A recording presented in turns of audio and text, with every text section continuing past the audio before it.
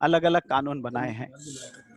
जैसे हमारे संविधान के आर्टिकल 15 के तहत ये देश की ड्यूटी बनती है कि वो अपने देश के बच्चों और नारियों के लिए स्पेशल प्रोविजंस बनाए उनके वेलफेयर के लिए। आर्टिकल 21A के तहत स्टेट की ये जिम्मेदारी है कि वो अपने बच्चों को फ्री एवं कंपलसरी एजुकेशन दे जो कि 6 से 14 वर्ष के हैं। और आर्टिकल 24 के तहत चाइल्ड एम्प्लॉयमेंट को प्रोहिबिट किया जाता है जो कि बच्चे 14 साल से कम है। और समय समय पर केंद्र सरकार ने बच्चों के हित के लिए अलग अलग कानून बनाए हैं जिनमें मुख्य है prohibition of child labour, prohibition of child marriages, prevention of immoral traffic act amongst children और ये पोक्सो एक्ट। मैं आगे के जो भी बातचीत आपसे शेयर करूंगा उसमें जैसा विक्टिम है यानी कि शोषित और एब्यूजर जिसे अभियुक्त भी कह सकते हैं हम, इस नाम से उनका विश्लेषण करूंगा।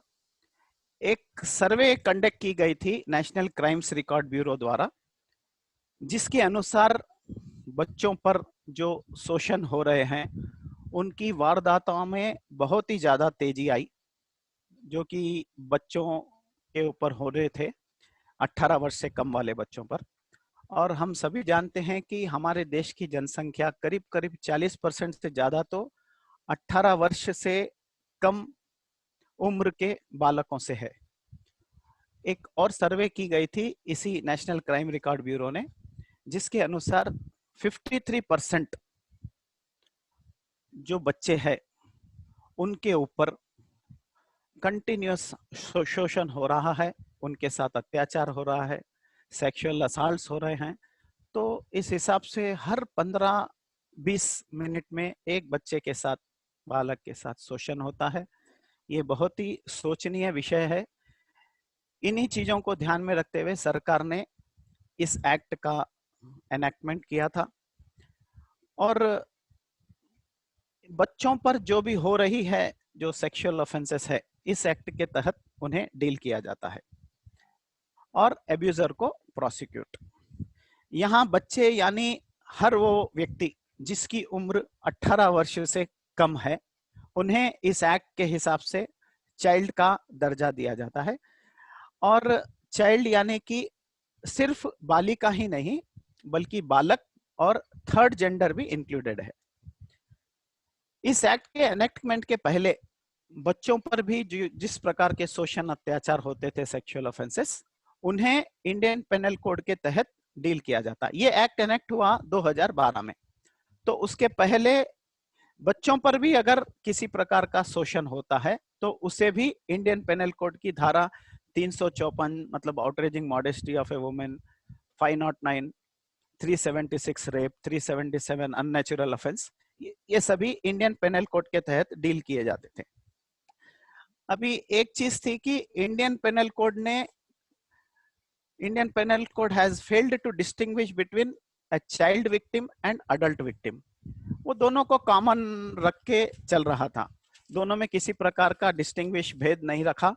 तो दोनों के ऊपर चाहे ऑफेंस अडल्ट पे हो या चाइल्ड पे, दोनों की सेम पनिशमेंट थी और दोनों को प्रोसिक्यूट एक ही कोर्ट द्वारा किया जाता था।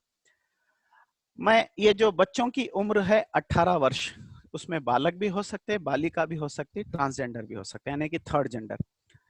ये बच्चों की उम्र 18 वर्ष से कम, जिस भी बच्चे की उम्र 18 वर्ष से कम हो और उस पर किसी प्रकार का इस प्रकार का अपराध हो तो उन बच्चों को इस एक्ट के तहत डील किया जाता है और अभियुक्त को इस एक्ट के तहत प्रोसिक्यूट।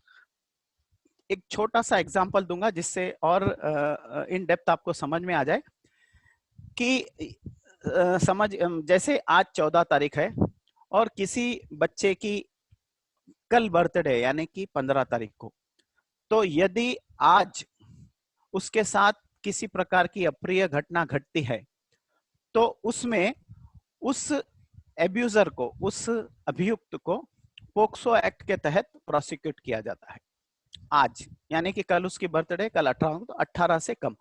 और यदि परसों यानी कि 16 तारीख को उसके साथ कुछ अप्रिय घटना घटती है तो उस एब्यूजर को इंडियन पेनल कोड के तहत प्रोसिक्यूट किया जाता है। रही बात एब्यूजर की, जैसे मैंने आपको समझा दिया कि जो शोषित है यानी कि विक्टिम, उसकी उम्र 18 वर्ष से कम होनी चाहिए। एब्यूजर, उसकी उम्र किसी भी उम्र का हो सकता है एब्यूजर, चाहे 18 से ज्यादा भी हो सकता है, 18 वर्ष से कम भी हो सकता है। 18 वर्ष से कम यानी 15 का भी हो सकता है, 12 का भी हो सकता है। 18 से ज्यादा यानी कि 80, 90 किसी भी उम्र का हो सकता है। उसको पोक्सो एक्ट के तहत स्पेशल कोर्ट में प्रोसिक्यूट किया जा सकता है।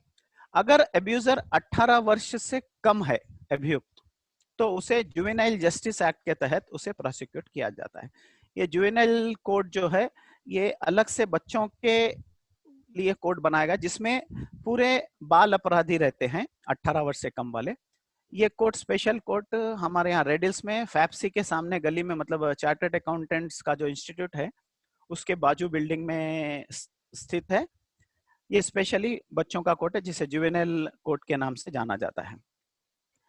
ये जो पॉक्सो एक्ट है इसमें जो जो ऑफेंसेस, जो जो अपराध है उनकी कुछ कैटेगरीज बनाई गई है।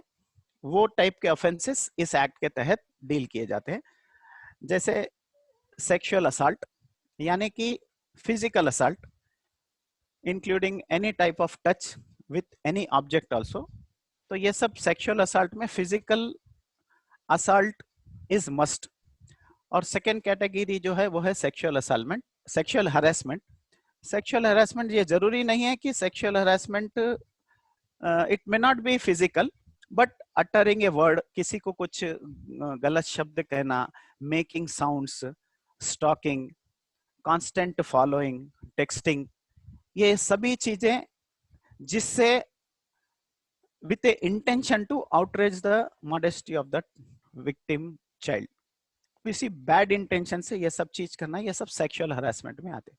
जो तीसरी कैटेगरी है वो है use of child for pornographic purposes, यानी बच्चों के फोटोज लेना, उनके बॉडी पार्ट्स के, उनके वीडियोस निकालना, ये निकाल के आप सोशल मीडिया पे इधर उधर या पोर्नोग्राफी पर्पस के लिए आप उसको फॉरवर्ड करते हैं या उसको बेचते हैं, साइट्स पे डालते हैं। तो ये हो गया तीसरा कैटेगरी का ऑफेंस। एक चीज और बता दूं कि ये चाइल्ड पोर्नोग्राफी पर्पसेस के लिए जो भी अगर पर्पसेस के लिए यदि उस चाइल्ड का कंसेंट भी है तो वो इमटेरियल है, अमाननीय है। अगर कंसेंट भी है, क्योंकि child is not a competent party, तो उसका कंसेंट रहा भी तो भी वो बिल्कुल इमटेरियल है। इस एक्ट के तहत जो पनिशमेंट्स मुकर्रर किया गया है वो अप टू लाइफ इम्प्रिजनमेंट है। अभी रिसेंटली 2019 में इस लाइफ इम्प्रिजनमेंट को एनहेंस करके डेथ पेनल्टी कर दी गई है। जो भी ऑफेंसेस, जो मतलब सेक्सुअल असल्ट के ऑफेंसेस जितने भी हैं, वो किसी भी चाइल्ड पर जो कि 12 वर्ष से कम है, वैसे केसेस में इसको डेथ पेनल्टी मुकर्रर की गई। अभी प्रेजेंट लोकसभा और राज्यसभा में बिल पास हो गया है और अभी प्रेसिडेंट के एसेंट के लिए पेंडिंग है। क्योंकि क्या होता है, जब कभी भी इस तरह की घटनाएं हमारे पास घटती है बच्चों के साथ, तो हम लोग परेशान से हो जाते हैं, बहुत घबरा जाते हैं कि किससे कहें, क्या करें, कहाँ पर रिपोर्ट करें, पुलिस स्टेशन में जाएं या ना जाएं, पुलिस वाले हमारी मदद करेंगे या नहीं करेंगे, अगर मदद करेंगे भी तो किस तरह के सवाल करेंगे, हमारे साथ कहीं हरासमेंट तो नहीं करेंगे, हमें न्याय मिलेगा या नहीं। और अगर पुलिस वाले सारा केस इन्वेस्टिगेट करके अगर चार्जशीट डालते हैं तो कोर्ट में कितने साल लगेंगे हमें जजमेंट मिलने के लिए, हमें न्याय मिलने के लिए, न्याय मिलेगा या नहीं मिलेगा। ये सभी बातों से हम लोग परेशान हो जाते हैं, एकदम घबरा जाते हैं और कंप्लेंट करें या ना करें। तो इन सभी चीजों को, बातों को ध्यान में रखते हुए, हमारी घबराहट को ध्यान में रखते हुए सरकार ने ये एक्ट का एनेक्टमेंट किया है, जिसके प्रावधानों को मैं आप सभी के साथ बड़ी ही सरल भाषा में शेयर करूंगा। जनरली क्या होता है, एक एक्ट बन जाता है लेकिन फिर उस एक्ट का इम्प्लीमेंटेशन नहीं होता। जैसे अभी नेगोशिएबल इंस्ट्रूमेंट्स एक्ट, मतलब चेक बाउंस, जिसमें ज्यादा आजकल चेक बाउंस के केसेस है, वो एक्ट तो बन गया। उस एक्ट में ये प्रावधान है कि 6 महीने के अंदर इस केस का निपटारा किया जाए, पर हो रहा यह है कि उसे प्रॉपरली इम्प्लीमेंट नहीं किया जा रहा है। 2-2 साल 3-3 साल लग जा रहे, बल्कि इस पर्टिकुलर एक्ट में तो ये जो इम्प्लीमेंटेशन पार्ट है, तो इस एक्ट में सरकार ने बहुत ही अच्छा किया कि इस एक्ट को इम्प्लीमेंट करने के लिए, मतलब इस एक्ट के जितने भी प्रावधान हैं उन्हें प्रॉपरली इम्प्लीमेंट करने के लिए डिजिग्नेटेड अथॉरिटी अपॉइंट की, जो कि नेशनल लेवल पे national commission for protection of child rights है, और स्टेट लेवल पे, हर स्टेट लेवल पे, स्टेट लेवल पे state commission for protection of child rights है।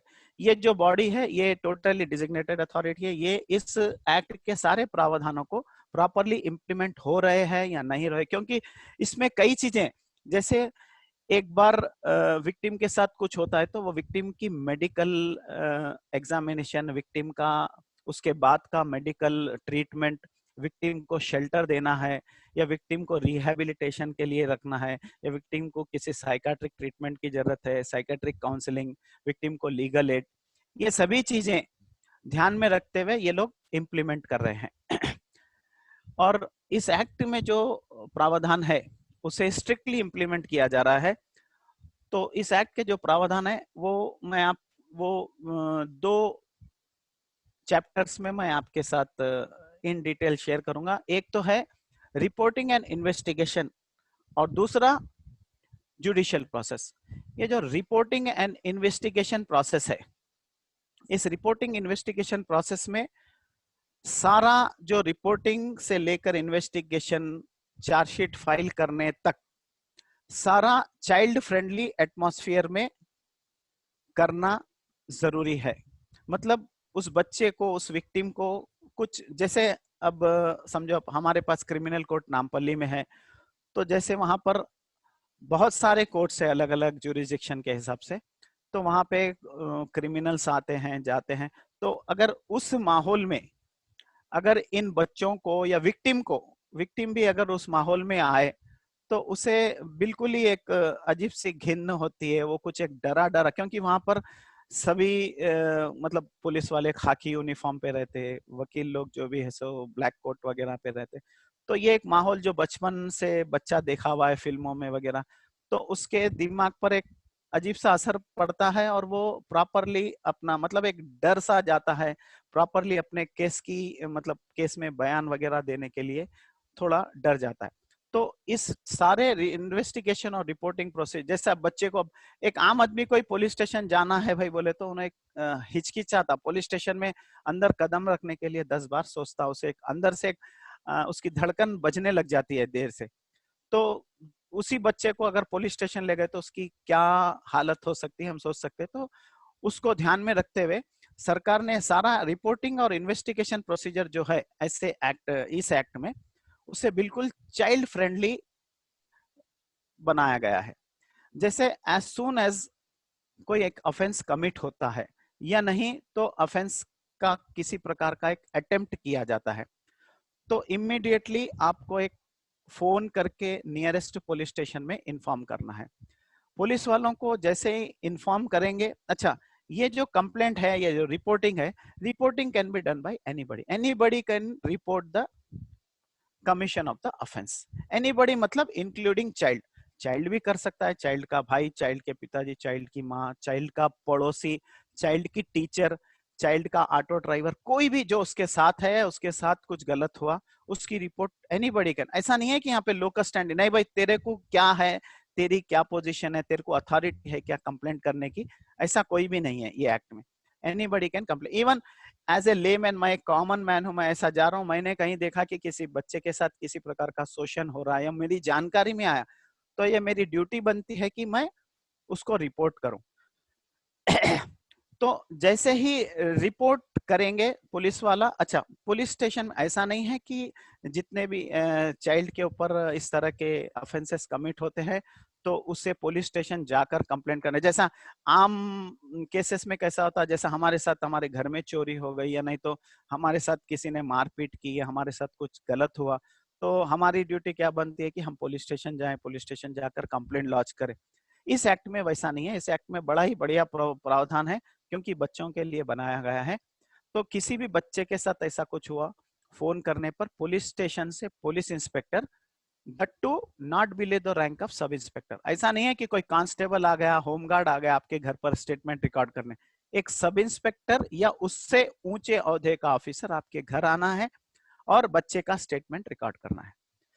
और एक खास बात का ध्यान रखेगा वो, कि वो जब भी आपके घर आएगा, चाहे एक बार आओ या 2 बार आओ, बच्चे का स्टेटमेंट, कभी क्या है बच्चे की तबीयत ठीक नहीं रहती, डर के वो बोल नहीं सकता उस टाइम पे, 1-2 दिन के बाद उसका जब उसको जब घर वाले काउंसिल करते हैं, बातचीत करते हैं, उसको समझाते हैं, उसका डर निकालते हैं, तो फिर नेक्स्ट विजिट पे तो पुलिस ऑफिसर जब जब भी उसके घर आएगा तो वो यूनिफॉर्म में नहीं होगा। ये खास बात का ध्यान है, ये ध्यान रखना है उससे। और इसमें एक्ट में भी प्रोवाइड किया हुआ है कि police officer shall not be in uniform while recording. अच्छा, जब स्टेटमेंट लेने घर आएगा तो स्टेटमेंट वो बिल्कुल ही बच्चे की भाषा में, बच्चे के लैंग्वेज में, बिल्कुल ही सिंपल लैंग्वेज में उसका स्टेटमेंट वो रिकॉर्ड करेगा। और जैसा पुलिस स्टेशन हम जाते हैं किसी स्टेटमेंट वगैरह देने या कुछ, अपना पुलिस वाला हमारे से 10 सवाल करता है, एज इफ हमने भी कुछ चोरी की है। तुम कहीं को गए थे, उधर क्यों गए थे, इस तरह के उल्टे सुल्टे सवाल। तो ऐसे सवाल तो पुलिस वाले को करना ही नहीं है बच्चों के साथ। और बिल्कुल ही उसके सिंपल लैंग्वेज में, उसके कहे गए शब्दों में ही उस स्टेटमेंट को रिकॉर्ड करना है। और उससे किसी प्रकार के उटपटांग सवाल नहीं करना है। कुछ ऐसे भी सवाल नहीं करना जैसे रूटीन में वो लोग इन्वेस्टिगेशन मैटर में, इन्वेस्टिगेटिव स्टाइल में बच्चों से ऐसे सवाल नहीं पूछना है। और स्टेटमेंट रिकॉर्ड करने के बाद ये लोग एफआईआर इश्यू करते, फिर केस का इन्वेस्टिगेशन होता। और जब कभी भी, और ये इन्वेस्टिगेशन तो उसका शुरू हो जाता, तो ये during the total course of जो भी इन्वेस्टिगेशन रहता है, चार्जशीट फाइल करना है, विक्टिम का बयान करवाना है, ये टोटल जुडिशियल प्रोसेस तक पुलिस वाले की, या जो भी सब इंस्पेक्टर, जो भी इस केस का इंचार्ज रहता है, इन्वेस्टिगेशन ऑफिसर, उसकी ये ड्यूटी बनती है, he has to take all the safety measures to safeguard the victim. Victim का सेफगार्ड क्यों, कई बार क्या होता, विक्टिम कोई बड़ा आदमी रहता है, इन्फ्लुएंशियल पर्सनालिटी रहती है, या कोई पहलवान रहता, तो उसको डराने की कोशिश करता, धाक डालने की कोशिश करता। तो ये सब चीजों को ध्यान में रखते हुए विक्टिम को टोटल सेफगार्ड, उसके सिक्योरिटी मेजर्स लेने की जिम्मेदारी उस इन्वेस्टिगेशन ऑफिसर की है। और ये भी उसको ध्यान रखना है कि during the entire process victim, वो जो एब्यूजर है, किसी भी तरह से विक्टिम के कांटेक्ट में ना आए। कई बार क्या होता है, एक्यूज्ड विक्टिम को कांटेक्ट करने की कोशिश करता है, या उसके घर जाता है, जो भी है, कि उसको मतलब उसको दूर से भी देखा, और अगर विक्टिम को वो डराया तो भी केस को प्रॉब्लम हो सकता है। तो इस चीज का भी ध्यान उसको रखना पड़ता है। और दूसरी बात यह है कि ये जो एंटायर प्रोसेस है इसका, पुलिस वाला जो भी इन्वेस्टिगेशन करेगा, ये बच्चे को बिल्कुल ध्यान रखते हुए करेगा वो। और बच्चे का जो भी स्टेटमेंट रिकॉर्ड करना है, ये बच्चे के साथ किसी प्रकार की विक्टिम के साथ पूछताछ करनी है, वो बच्चे के पेरेंट्स के समक्ष करना है उसको। ऐसा नहीं है कि बच्चे को अकेले ले आके बात करेगा, ऐसा नहीं। पेरेंट्स या एनी अदर पर्सन। इसमें कई जगह पे, जैसा बच्चे का, जैसे कई केसेस में सेक्सुअल असल्ट है, तो सेक्सुअल असल्ट में बच्चे का मेडिकल एग्जामिनेशन जरूरी हो जाता। तो एज सुन एज पॉसिबल, जैसे उसको मालूम पड़ा, इमीडिएटली बच्चे को मेडिकल एग्जामिनेशन के लिए भेजना है, पुलिस ऑफिसर को खुद साथ में लेके जाना है। और वहां पर मेडिकल एग्जामिनेशन, मेडिकल ट्रीटमेंट वगैरह जो भी है वो सब करवाना है। उसका भी ध्यान ये रखना है कि मेडिकल एग्जामिनेशन बच्चे के प्रेजेंस में होगा, वो भी बच्चे के पेरेंट्स या एनी अदर पर्सन। यहाँ पर इस एक्ट में ये एनी अदर पर्सन जो लिखा गया है, वो इसलिए कि कई बार ऐसा हुआ कि विक्टिम के खुद पेरेंट ही एब्यूजर है। तो ऐसे केसेस में क्या हो गया कि विक्टिम कई बार, ठीक है भाई, अब उसके साथ उसके पेरेंट या उसका कोई मतलब रिलेटिव समझो, जिसके प्रेजेंस में वो बयान नहीं दे सकते, तो उन्होंने उसकी पसंद के, मतलब उन्होंने जिस पे उसको ट्रस्ट है, कॉन्फिडेंस है, any other person means on home the victim repossess confidence, तो उस आदमी के समक्ष उसका बयान या उसका मेडिकल एग्जामिनेशन जो भी है ये सब करवाना है। और एक बात का ध्यान रखना है, जब कभी भी विक्टिम कोई गर्ल चाइल्ड है तो ये मैंडेटरी है कि उस गर्ल चाइल्ड का एग्जामिनेशन, चाहे उसका पुलिस द्वारा उसका स्टेटमेंट रिकॉर्ड करना या डॉक्टर द्वारा मेडिकल एग्जामिनेशन, ये वुमेन ऑफिसर ही रहेगा, इधर वुमेन पुलिस ऑफिसर उधर वुमेन मेडिकल ऑफिसर। और ये ड्यूरिंग द इन्वेस्टिगेशन और उसके बाद का जो जुडिशियल प्रोसेस है, ये जो जुडिशियल प्रोसेस है मतलब चार्जशीट डालने के बाद बच्ची का बयान कोर्ट में, बच्चे का जो भी विक्टिम का बयान कोर्ट में होता करता है, ये टोटली चाइल्ड फ्रेंडली एटमॉस्फेयर में होता है। और रिकॉर्डिंग मतलब रिकॉर्डिंग वगैरह जो भी कोर्ट में बयानबाजी जो भी होती है पूरी चाइल्ड फ्रेंडली प्रोसीजर्स अपनाए जाते हैं और स्पीडी ट्रायल रहते हैं, मतलब ट्रायल जितना जल्दी हो सके केस का निपटारा किया जाता है। और यहाँ पर अगर जब कभी भी ऐसा लगता है कोर्ट को या पुलिस को कि मतलब जैसा कभी कोई एक, अब जैसा हैदराबाद में हर किसी को तमिल नहीं आती है, हर किसी को कन्नड़ी नहीं आती, तो अगर वैसी लैंग्वेज वाला कोई विक्टिम आ गया तो उसके लिए एक special they can take services of translators so that उसकी लैंग्वेज मतलब उन्होंने क्या कहना चाह रहा है, उसके भाव क्या है, उसको ये लोग ट्रांसलेट करके कोर्ट में पेश कर सकते हैं। और कई बार क्या होता है, विक्टिम फिजिकली हैंडीकैप पर्सन रहता है जो बराबर बात नहीं कर सकता है या थोड़ा मेंटली रिटार्डेड रहता है, तो वैसे बच्चों के लिए स्पेशल एजुकेटर्स जो रहते हैं जो पर्टिकुलरली ऐसे टाइप के बच्चों की हाव भाव, उनकी लैंग्वेज समझ सकते हैं, उनकी हेल्प ले सकते हैं। और ये जैसे ही पुलिस वाला जो मतलब जैसे केस रिपोर्ट होता है, ये पुलिस वाले की ड्यूटी बन जाती है कि वो इमीडिएटली ये जो डिजिग्नेटेड अथॉरिटीज है जैसा national commission for protection of child rights और चाइल्ड उनके द्वारा बनाई गठित चाइल्ड वेलफेयर कमिटीज, इनको इन्फॉर्म करना है और कोर्ट को भी इन्फॉर्म करना है। सो दैट क्या होता है, विक्टिम को शेल्टर है, उसको किसी प्रकार की रिलीफ, उसको मेडिकल केयर या उसके बाद का मेडिकल ट्रीटमेंट वगैरह, उसका रिहेबिलिटेशन, लीगल एड, काउंसलिंग, ये सब चीजें विक्टिम को प्रोवाइड की जाए।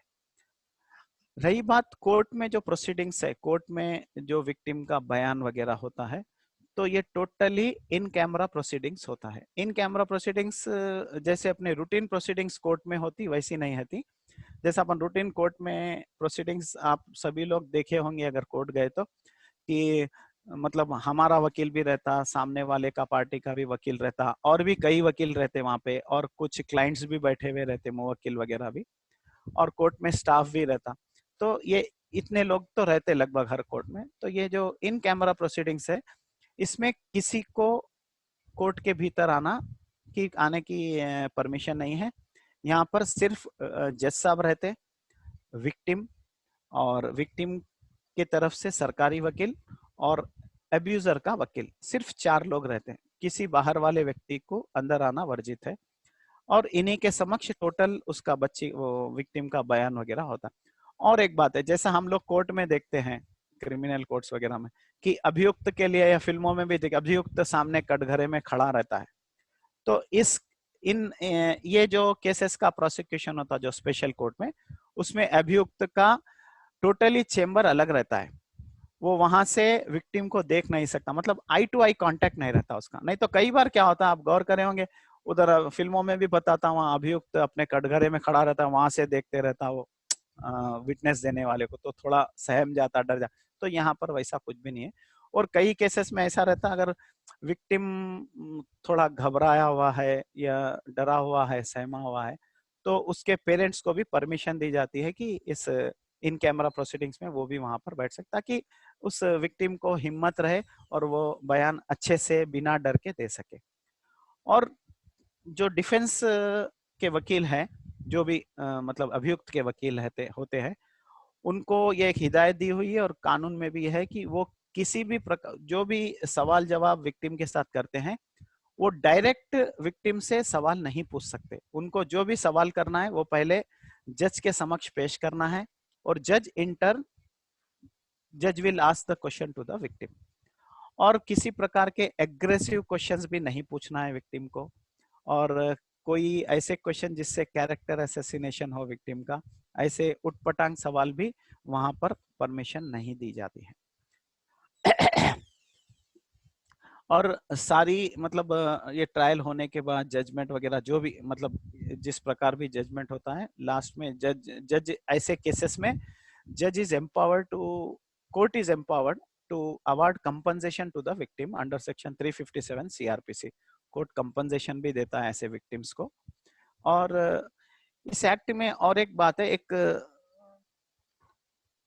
इनके ऊपर हम सभी पे एक ऑब्लिगेशन दिया गया है। मतलब जो भी एजुकेशनल इंस्टीट्यूशंस है, होटल्स है, रिसोर्ट्स है, अपने हॉस्पिटल्स है, अपने रिलीजियस इंस्टीट्यूशंस है, अगर वहाँ किसी प्रकार के बालक के साथ मतलब किसी प्रकार के किसी भी चाइल्ड के साथ इस प्रकार का दुर्व्यवहार हुआ, तो ये उनकी जिम्मेदारी बनती है कि ऐसे एक्ट, ऐसे जितने भी इंसिडेंट्स है उनको तुरंत रिपोर्ट करें। न उनको जानकारी में होते हुए भी यदि वो रिपोर्ट नहीं करेंगे तो they are also liable for punishment. अभी ये हो गया हमारा investigation, reporting process, judicial process.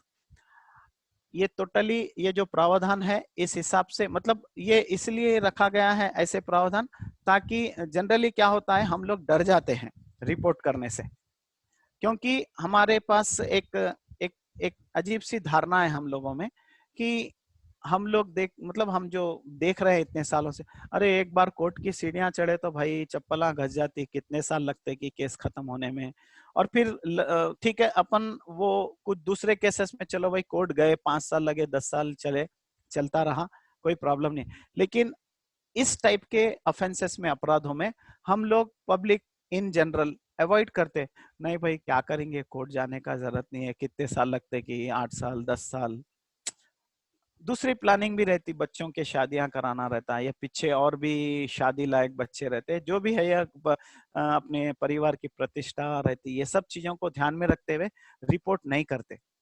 तो इस एक्ट में जो प्रावधान है, तो ये सब चीजों का जवाब इस एक्ट के प्रावधान में स्पेशली दिया है, क्योंकि कई चीजें हैं ऐसे। और ये प्रावधान इतने बढ़िया से बने कि हर आदमी चाहता, क्योंकि ये जो स्पीडी ट्रायल प्रोसीजर जो कोर्ट अपना रहा है, मतलब कोर्ट जितना जल्दी हो सके केस को निपटारा करे, केस को डिस्पोज करे। कानून में एक प्रावधान है कि as soon as cognizance has been taken within 1 month statement of the victim shall be recorded in the court। 1 महीने के अंदर उसका कोर्ट में स्टेटमेंट रिकॉर्ड किया जाता है। और दूसरी चीज है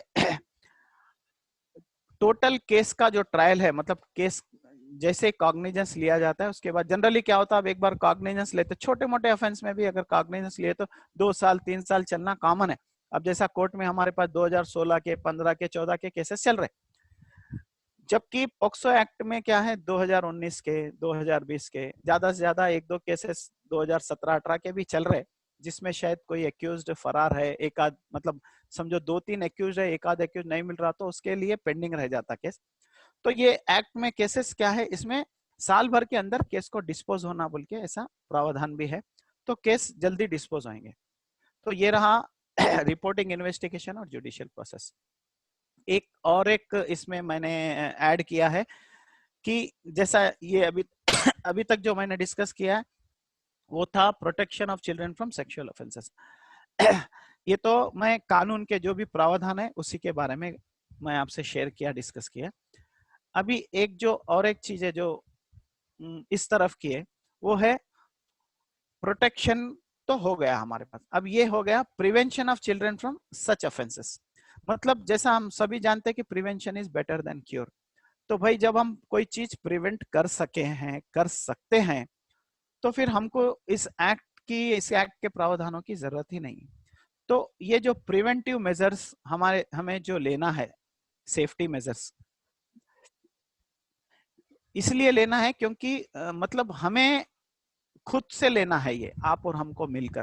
क्योंकि कई बार क्या होता है, ऐसा होता है कि ये जो मैं अभी आपसे डिस्कस किया था कि कानून इतना देरी से जजमेंट देता है, इतने साल लगते हैं, इसलिए लोग रिपोर्ट करना नहीं चाहते।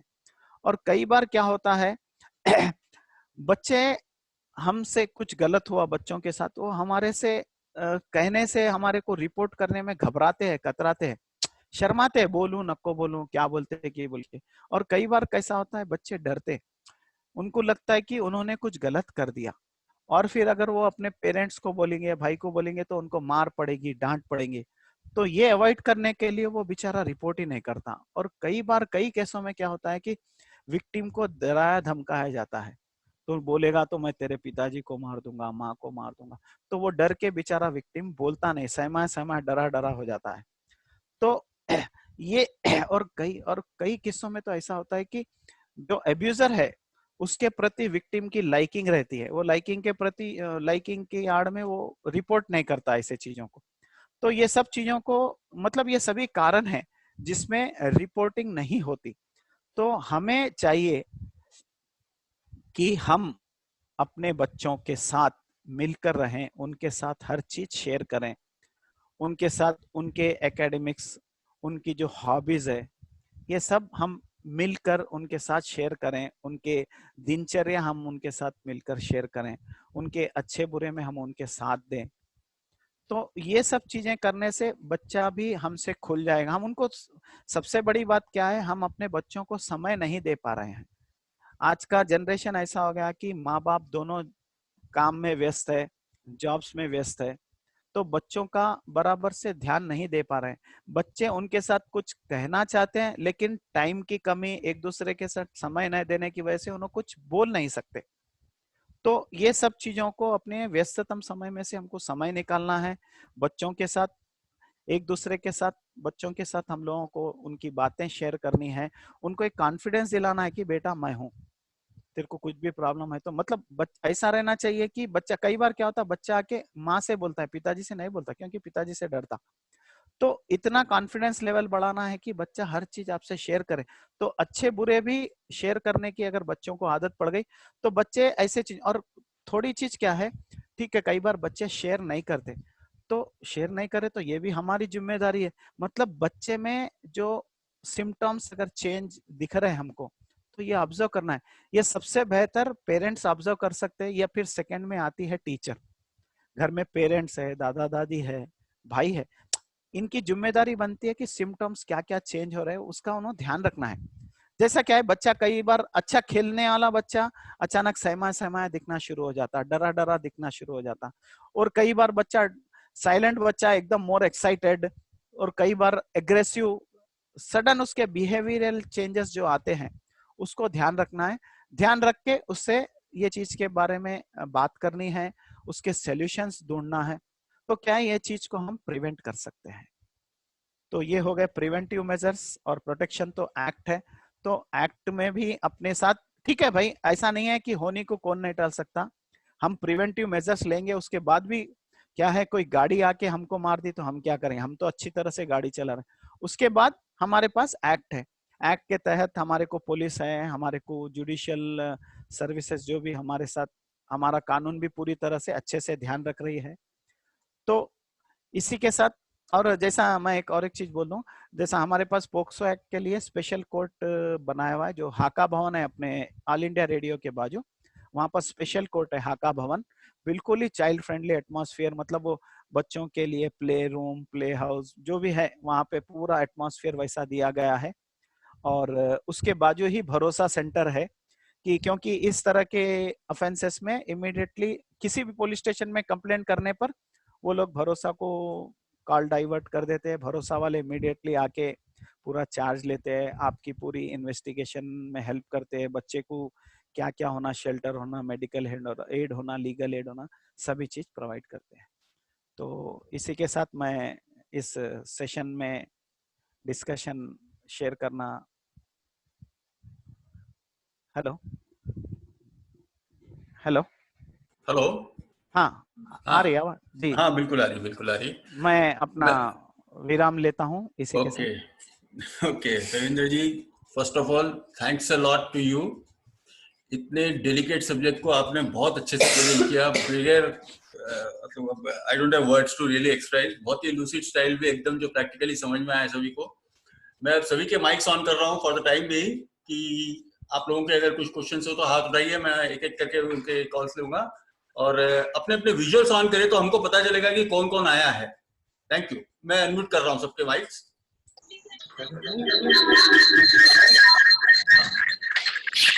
किसी के अगर कुछ क्वेश्चन हो तो हाथ उठाइए वैसे।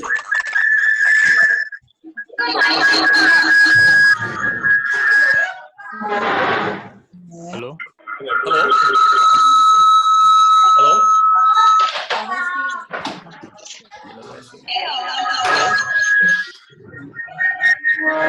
हेलो ये मना कर दो, वो सब दवा निकाल रही।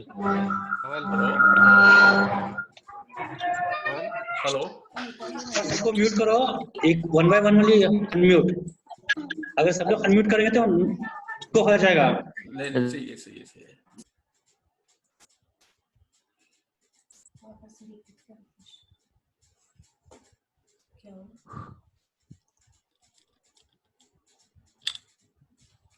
किसी का कोई सवाल? Any questions? ओके। किसका है? तो पुष्पा जी का है क्या? नहीं हम फांसी करेंगे। ओके। किसी के कोई क्वेश्चंस?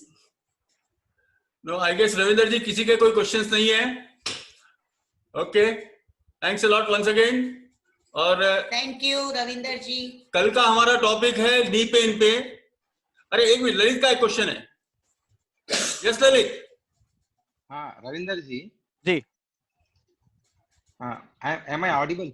यस जी यस जी जी बिल्कुल ललित भाई। हाँ, अब इसमें मेरा एक क्वेश्चन ये है कि अभी जो अभया केस हुआ ना, हाँ हाँ उसमें एक्यूज्ड एक जुवेनाइल था जिसको छोड़ दिए।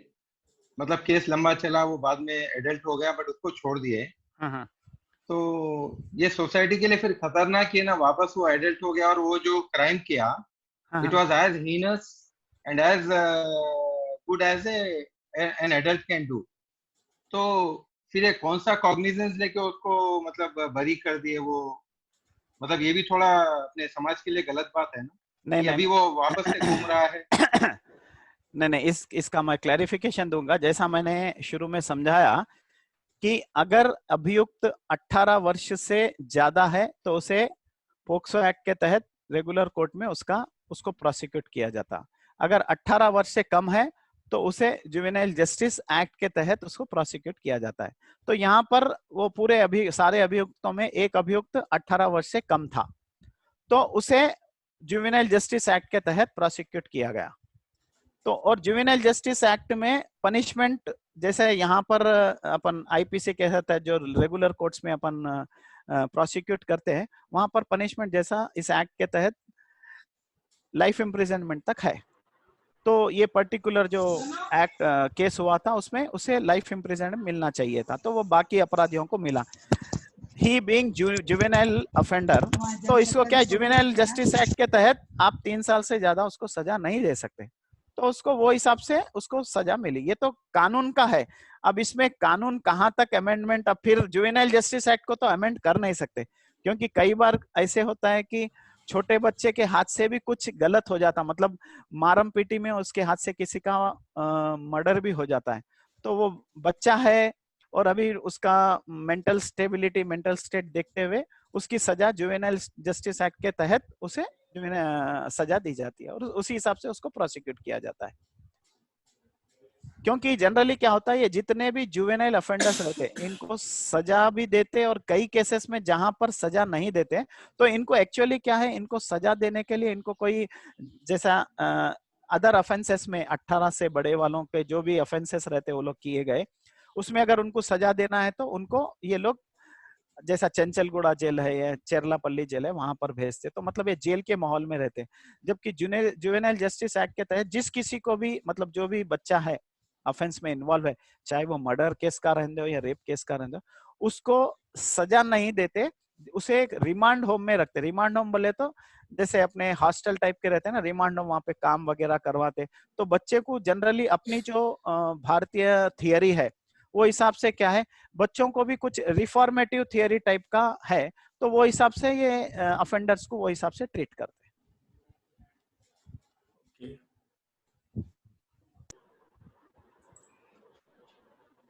थैंक यू रविंदर जी।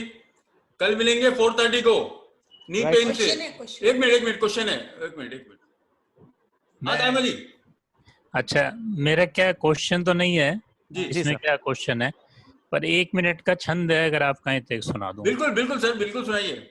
वो क्या इसी से रिलेटेड है? जी ऐसा जी ही एक छंद मैंने लिखा था, जी तो जी मैं सुनाता हूँ आपको जी। कि बेटी संस्कारों की इमारत बनाती है, तू कहे तो अब मैं सहेली के घर जाऊं माँ, और आदमी के भेष में यहाँ जानवर घूम रहे, नन्ही कली पूछे कैसे आबरू बचाऊं माँ, कि रिश्तेदार गुरु साधु सन्यासी महागुरु, किस किस की अब क्या क्या बातें मैं तुझे बताऊं माँ, और शादी से पहले तो पूछा आज क्या बनाया तूने, अब पूछती हूँ मैं आज क्या बनाऊं माँ, शादी से पहले तो पूछा आज क्या बन। ये एक छंद था मैंने। थैंक यू दाइमा जी, बहुत अच्छा है। मामा जी, नमस्कार। मामा हाँ। एक मिनट। हाँ हाँ ये अभी मतलब सेशन शुरू होने के पहले और अंत में भी दो बढ़िया कविताएं सुनने को मिली। तो ये जो आज का टॉपिक है, मतलब ये जो एक्ट एनेक्टमेंट करने के पीछे कितने मतलब कितनी तकलीफें थी, लोग किस तरह की तकलीफें झेल रहे थे, कितनी प्रॉब्लम्स हो रही थी। तो इसके ऊपर प्रसन्न जोशी जी ने एक बहुत बढ़िया कविता लिखी थी। मैं 2 लाइन याद है, वही बोलूंगा आप सबके बिल्कुल सामने। बिल्कुल सुनाइए सर। जब माँ की कोख से झांकती जिंदगी, जब माँ की कोख से झांकती जिंदगी बाहर आने को घबराने लगे, माँ की कोख से झांकती जिंदगी बाहर आने को घबराने लगे, तो समझो कुछ गलत है, तो समझो कुछ गलत है। बिल्कुल जब बचपन तुम्हारी गोद में आने से कतराने लगे, जब बचपन तुम्हारी गोद में आने से कतराने लगे, तो समझो कुछ गलत है। तो हमें मतलब हमें बच्चों के साथ रह के, चाहे जरूरी नहीं है कि वो घर पे मेरा खुद का बच्चा हो, मेरे भाई का बच्चा, मेरे बहन का बच्चा, मेरे दोस्त का बच्चा, मेरे पड़ोसी का बच्चा, मुझे उसमें भी अगर कुछ बिहेवियरल चेंजेस या कुछ उसके चलने फिरने में कुछ तो भी सिम्टम्स में चेंजेस दिखे, तो डेफिनेटली मैं उसे रोकने की कोशिश करना मेरी जिम्मेदारी है। मैं उसे रिपोर्ट करने की कोशिश करना, उसे समझाने की कोशिश करना, ये मेरी जिम्मेदारी है, क्योंकि बच्चे हमारा भविष्य है। बस। Okay, well said. Thank you all. कल मिलेंगे। Thank you all. जय श्री कृष्णा। जय जय श्री श्री कृष्णा, जय श्री कृष्णा।